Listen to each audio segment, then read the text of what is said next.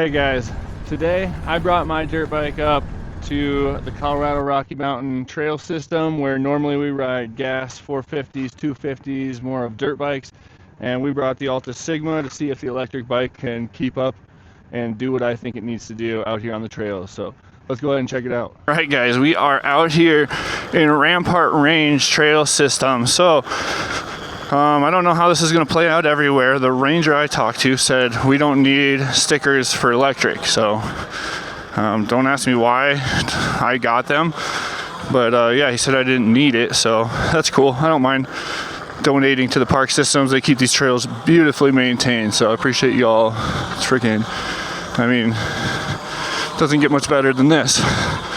So guys, I've spent years riding out here through these trail systems, but on my Honda 450R, to where more of a race dirt bike, gas bike, obviously before the electric thing, you know, a decade ago. I spent a lot of time out here, but this is my first time actually taking an electric bike out here and riding it like a actual dirt bike. So we're gonna see how this Altis Sigma actually holds up to doing that.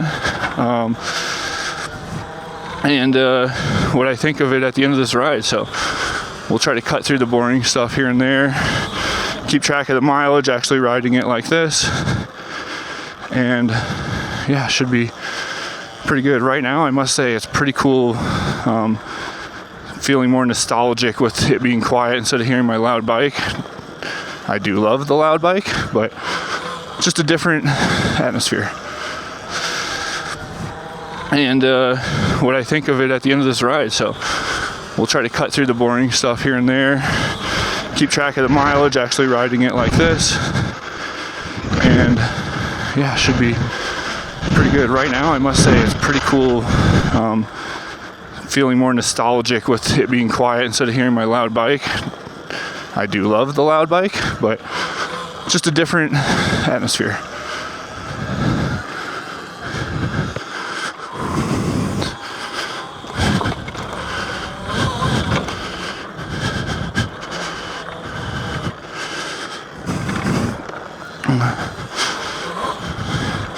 So far, my thoughts are it feels extremely light and nimble to me. It's weird not having a clutch, for sure, but it is nice not having foot controls, banging gears, or having to adjust my feet for the foot brake. It's kind of nice to just stay on my toes and really stay controlled with the bike while still having my front rear brake. This kind of bike has enough power to where I think where I'm used to dropping the clutch, I'll be able to just give it the gas and we'll have it. It's funny we say gas still, isn't it? Give her the gas, but what, we're giving her the power. We still are at 100% 1 mile in. We started full.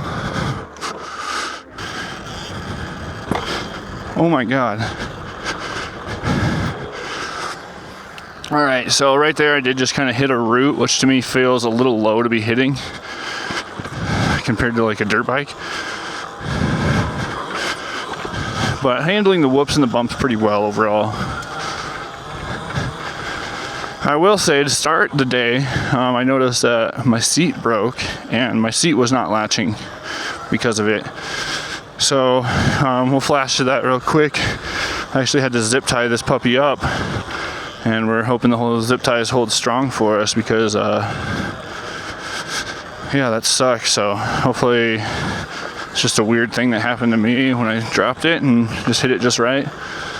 But yeah, I'll try to let Altis know about that too. Alright guys, so I am just going to kind of do some voiceover as you guys watch some of this riding and kind of talk about this bike and just how it's done for me and what I think. So first off, I do want to shout out, of course, Hyper Rides is always where I recommend to get these bikes. Some bikes we do have a discount code for, like the GOAT and the Arctic Leopard coming soon. So shout out to those guys, check them out. That's where I recommend. They treat us very well, get us our stuff pretty quick, and it's great. So that was a totally different experience getting out there on the electric motos compared to like my gas 450R dirt bikes. That's what I was used to riding out there. I actually enjoyed this a lot more, not having to move my feet for foot controls. having the options of regen on or off and how much I want of it, having the different power set, I really enjoyed. The power to the throttle felt really good. You do need to watch out for whiskey throttle through whoops if you're coming from gas bikes, but I adjusted to it pretty well. I still do ride gas bikes on back and forth, and I kind of just know what bike I'm on and what lever I'm hitting and where they are. So I really haven't had too much of a struggle going from gas to electric, even if it's in the same day.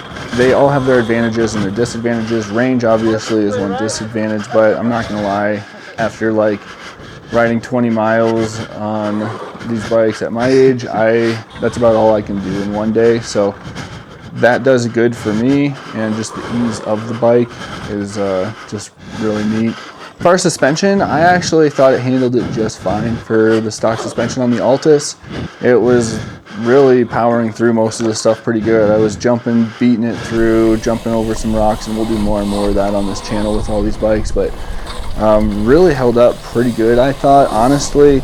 Again, I'm not the most extreme rider, but you know, it really did do pretty good. I had no complaints, needless to say. Another thing to talk about that there's confusion on the Altis is the whole power cut situation. Every bike from February on does not have any temperature cutoff on high degrees. It's under 40 degrees Fahrenheit, it's going to cut power, which is a good thing. And let's be honest, if you're out under 40 degrees, it's cold and it's hard on your batteries anyway, so it's a good protection. So my bike being some of the Gen 1, we had to get the tuner and to change it to the 40 degrees that they've updated to. So just forget about that going forward. There's no warming the bike up. There's no in the temperature. As long as it's above 45, 50 degrees, you're going to have 100% power, and 100% power is a lot of power. How much do you think that bike weighs? Like 160? 170? It's right around what this Leopard's supposed to weigh. I'm curious how that bike's good, what you're gonna think of this bike, the Arctic Leopard. I bet it's gonna be a beast. This thing's a beast. So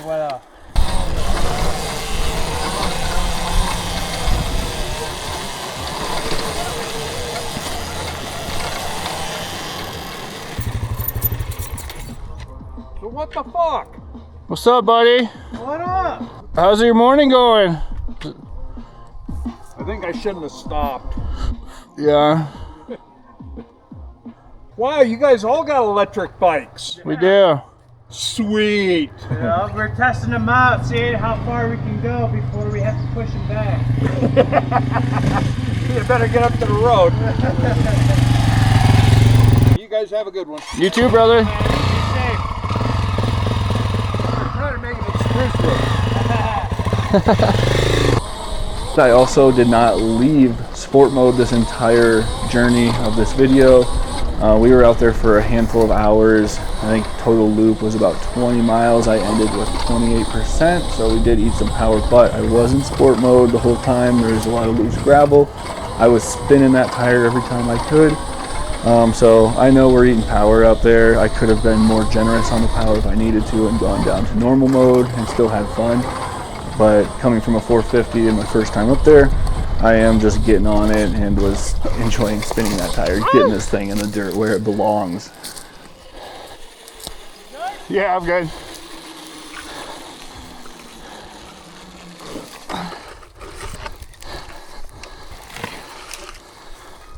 That's what happens when I lead, I guess, huh?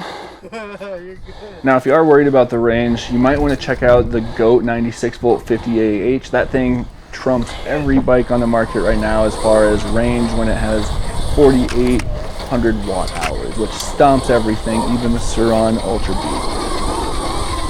That bike will do a lot better in range with that watt hours and still has a good punch to the throttle. I'm excited to get that bike up there. We're going to have a video coming soon of that, as well as the Arctic Leopard Pro, and that's going to be another 20 kilowatt bike with a 55 AH battery. We might see better range with that bike than the Altis and still have a lot of power when we need it. So those bikes we also have little discount codes on. Check those videos out separately if you want to. But those could stack up good. I'll try to let you know my opinion between all the bikes. I did absolutely love the feel of this bike on the trail and just riding it in general. The Altis feels so good and it looks so good. Now I have crashed this bike on this little journey. I would say just laid it down twice, and I've laid it down once before. Now that did break off the fender.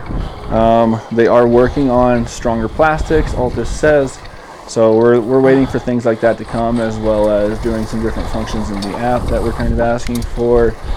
We are waiting for a regen thumb throttle option that they're talking about, and a key kit if you want to just use a regular standard key to plug it in or put it in, turn it, bike's on without having to use the NFC cards. I personally not a fan of the NFC card on this bike. I am getting used to it, and this experience, it really didn't matter. I put it in my backpack with my truck keys, and we rode all day. Didn't turn it off until I got back to the truck. It was in the back of the truck, and then I got the keys out and turned it back off. So not a huge deal there, getting more used to that. All right guys, so we are at the halfway point. These guys are on modded Surrons, and then we have a Ultra B. We'll link their channels below. Check them out too. But yeah, the beautiful Rocky Mountains here. Pretty steep terrain, loose gravel. The Altis, not as good a range as I would hope. We are looking at about 11 miles in and 60% left. All right guys, I did just turn regen on, so let's see how that feels. Running any, you just have regen button, no regen on off throttle. I do have it a little bit. You do? Yeah. The Altis' first bow is super strong. I think toe went down. Oh no. So you good? Holy shit guys, the regen actually feels freaking awesome now. I should have been using it the whole time. Take a little getting used to, but actually like, wow, that's kind of nice. Shoot, maybe I've been slacking. Look at this view, y'all.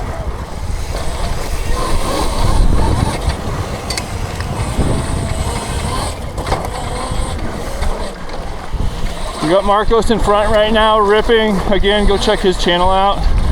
Marcos is a G when it comes to all e-bike stuff. He's been in this scene for a really long time, so amazing dude and resource right there, man. Check the channel, and grateful to have him taking us out with his buddies on these adventures. And he's got a really good riding style.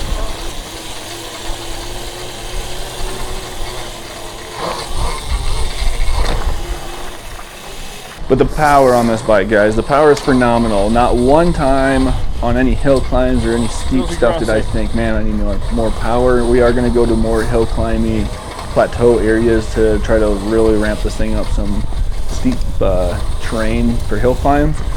But I don't think it's going to have any issues. I really just was impressed with the amount of power sport mode had.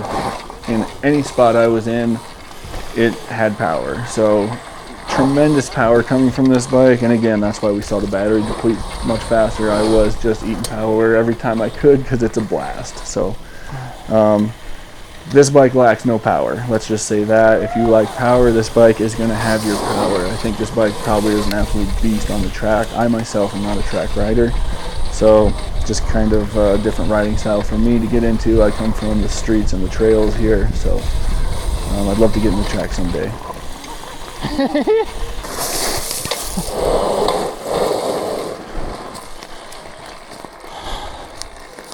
A TP.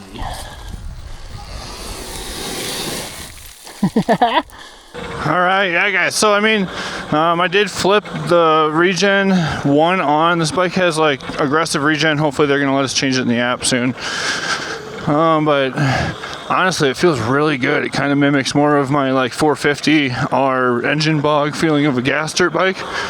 So like just letting off the throttle kind of like slows us down pretty good, and coming down through some hills, it's kind of nice keeping your traction stable like that. So maybe I do like that regen on, actually. I didn't think I would, but hey, it feels good. I gotta say that the pegs feel really grippy and good with my boots on. Like my full dirt bike gear feels like just a really nimble, powerful dirt bike. By powerful, I mean just the instant power, and a lot of places where I was worried about having to drop my clutch. For me, the power has just been there in sport mode. I just have to make sure I'm like you know, monitoring my whiskey throttle through some of the whoops and stuff. Always open to any pointers anyone has after watching this video. I've done a good amount of trail riding, but no pro by any means. So it's a good time though. If you guys haven't ever been trail riding, I suggest, I was always told and also now recommend, get yourself a good pair of boots as well as a good helmet. You know, obviously those two things are very vulnerable, and you know, you can just really hurt yourself without those things, just having your feet out, catching weird things around this. Yeah, so it's really fun to get into though, and with the E-Moto scene, it's kind of opening a lot of freedoms for all the worlds. Where before you kind of had to have a dirt bike, now there might be trails near you and you can go explore from your town. I'd like to see the E-Moto scene get a little more populated, maybe, you know, have some more trail systems around town for kids to get out and not get bitched at for tearing up the trail systems. Just have their own, maintain their own, or whatever.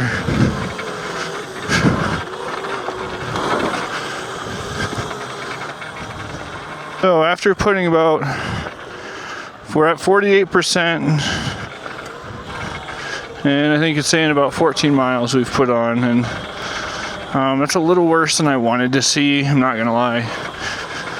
But again, I have been being very aggressive and treating it like a pretty powerful spin the tire bike. This is really my first time with it out. Shit. This bike is doing just what I wanted it to. It feels good on the trail though. I mean, these are steep hills. You can see I'm just power wheeling up it using no power, not even in the highest power mode. Again, I am eating the range, and I know all you guys can make fun of us and say, oh my gosh, you have no range. And yeah, you're not wrong. I am feeling like no power loss necessarily.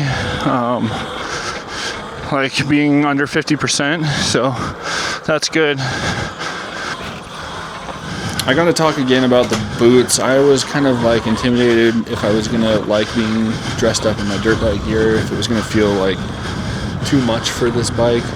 But honestly, having my boots on, having my knee pads on, having my gear on, I felt like I was on a dirt bike, and it was really nice to just plant and lock my boots into those pegs and not have to shift them around as much that I'm used to.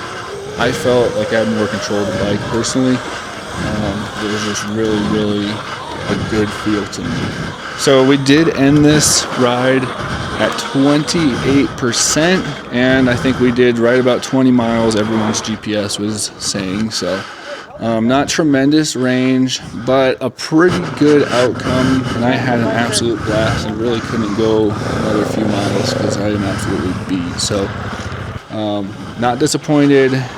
Maybe would have liked to see a little more range, and we'll see what it does in the future when I'm a little more easy on the throttle maybe.